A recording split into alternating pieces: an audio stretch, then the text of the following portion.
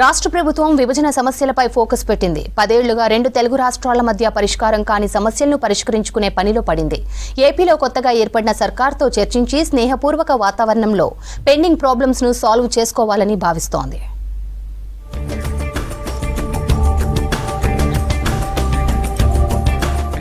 ఉమ్మడి రాష్ట్రం విభజన జరిగి 10 ఏళ్లైనా విభజన చట్టంలోని హామీలు ఇప్పటికీ అమలు కాలేదు. ఇప్పటికీ రెండు రాష్ట్రాల మధ్య కొన్ని సమస్యలు పెండింగ్ లో ఉన్నాయి. ఆస్తుల పంపకాలు కూడా పూర్తి కాలేదు. 10 ఏళ్ల పాటు అధికారంలో ఉన్న రెండు రాష్ట్రాల ప్రభుత్వాలు కేంద్ర సర్కారు చొరవ తీసుకోకపోవడంతో అవి అలాగే ఉండిపోయాయి. విభజన చట్టంలోని షెడ్యూల్ 9, 10లోని అంశాలు అపరిష్కృతంగానే ఉన్నాయి.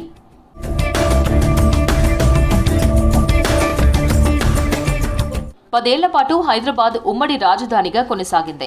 మొన్న జూన్ 2తో టెక్నికల్ గా హైదరాబాద్ తెలంగాణ రాజధానిగా మారింది. హైదరాబాద్ లో ఉన్న ఉమ్మడి ఆస్తుల పంపకాలు ఇంకా పూర్తి కాలేదు. రెండు రాష్ట్రాల్లో ఉన్న భవనాలు, భూములపై ఇంకా వివాదాలు నడుస్తూనే ఉన్నాయి.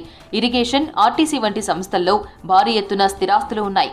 షెడ్యూల్ 9లో ఉన్న విత్తన అభివృద్ధి సంస్థ, ఆగ్రో ఇండస్ట్రియల్ అభివృద్ధి సంస్థ, వేర్ హౌసింగ్ కార్పొరేషన్ వంటి సంస్థల ఆస్తులపై చర్చలు జరుగుతున్నాయి తప్ప పరిష్కారం కనిపించడం లేదు.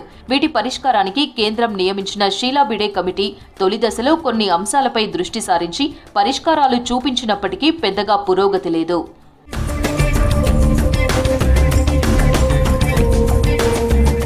విభజన సమయంలో ఉద్యోగుల పంపకాల కోసం కమలనాథన్ కమిటీ ఏర్పాటు చేసినప్పటికీ 10 ఏళ్లు దాటుతున్నా ఇంకా ఆ సమస్య పరిష్కారం కాలేదు.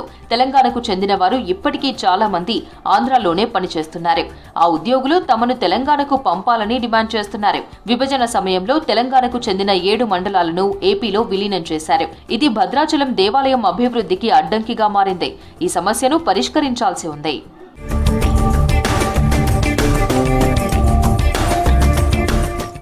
రాష్ట్రంలో గత 10 ఏళ్ల బీఆర్ఎస్ సర్కార్ పోయి కాంగ్రెస్ ప్రభుత్వం ఏర్పడింది. ఏపీతో స్నేహంగా ఉంటామంటున్నారు సీఎం రేవంత్ రెడ్డి. విభజన సమస్యలను చర్చించి పరిష్కరించుకుంటామని చెబుతున్నారు.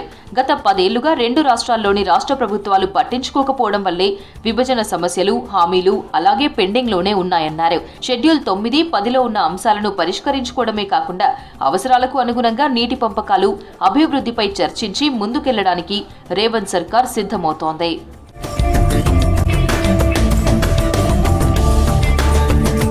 ఏపీలో కొత్త రాష్ట్ర సర్కార్ ఈ నెల 12న కొలువు తీరబోతోంది.